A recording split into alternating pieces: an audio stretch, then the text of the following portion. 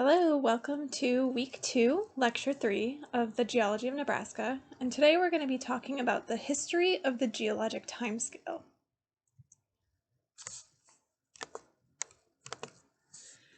And really, it can be summarized by it began with a bunch of old white men. So the geologic timescale is basically a way that different geologists have developed a method to communicate how different rock layers are related to one another in space and in time. Most of these pictures on here are of some of the men that contributed to this time scale. So on the left, there's Arduino. We have Alexander von Humboldt in the top, in the middle on the right. And so some of these people really contributed to developing this geologic time scale and what we're going to be talking about today. You'll be reading a lot more about them in the reading on the top hat page. But what you won't read so much about is that there were contributions from women to the geologic timescale. So just to note, a perk of reading and listening to these mini lectures is that sometimes there's some information in here that you might not find in your reading.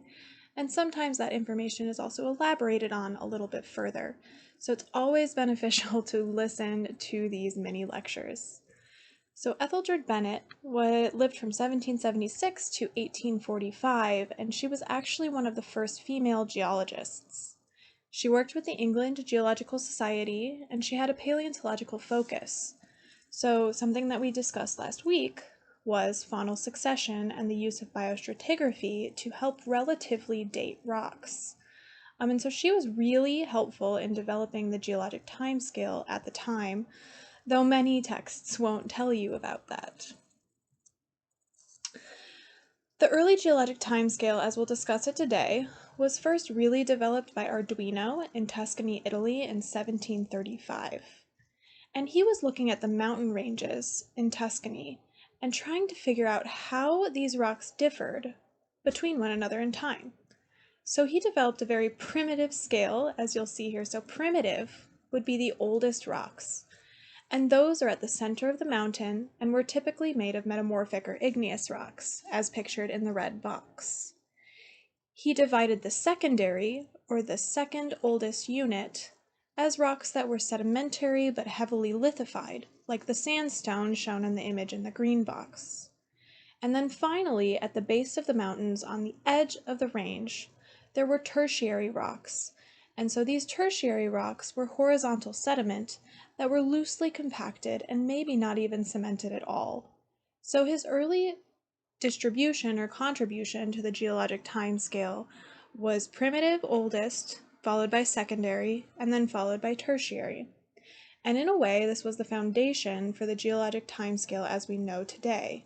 In the rest of your top hat reading, you'll read a lot about how these different primitive, secondary, and tertiary time periods were differentiated between and further divided based off of their characteristics and their location.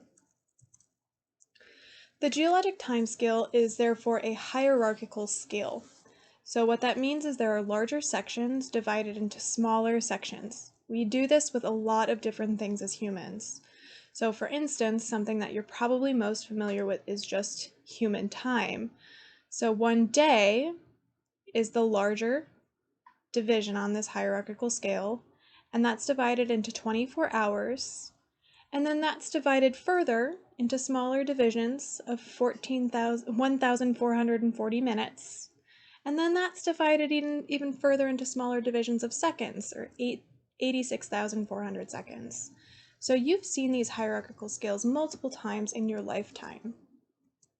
Similarly, the modern geologic timescale is divided in a hierarchy.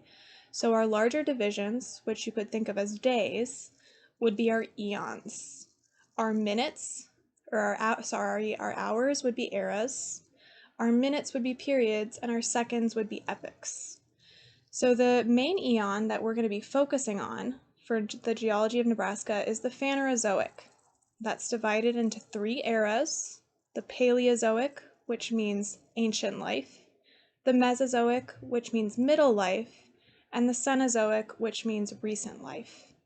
And then each of those are divided further into periods for use and communication by geologists. And then the most recent era, the Cenozoic, is further divided into epochs. And this makes sense because a lot of geologic history has been erased in the past, as we discussed with unconformities in previous lectures. And so the Cenozoic has a lot more information for us to discuss and be able to view in the geologic record. And that is particularly relevant for the geology of Nebraska. So on this slide here, what we're looking at, and what we'll see many times in this course this semester, is a block diagram of the Nebraska geology. At the surface in map view, or as if you're looking like you're flying from an airplane from above, we can see the sediments that are exposed at the surface. In the west, we have tertiary sediments. These are very young, so we have younger tertiary sediments. But as we move to the east, the material that's exposed at the surface gets older. We have Mesozoic sediments of the Cretaceous, Jurassic, and Triassic periods. And then we also have Paleozoic sediments of the Permian and the Pennsylvanian. And then we have a lump sum below the surface of older materials. So below the surface or in the subsurface, we have Mississippian, Devonian, Silurian, Ordovician, and Cambrian, which is indicated in the darker pink. So it's a relatively thin layer. And then below that, in the lighter pink, these are Precambrian. So these are the oldest rocks that we're going to find in the state. And just as in last week's lecture when we talked about Steno's principle, you'll notice that the oldest are on the bottom and the youngest are at the top. Some of the younger sediments have been eroded away, which is what has caused those eastern bedrock of the Mesozoic to be exposed. Be sure to read the remainder of this lesson. So the rest of this page summarizes the history of the geologic timescale and how it was developed. Be sure to read carefully and answer any questions in the lesson.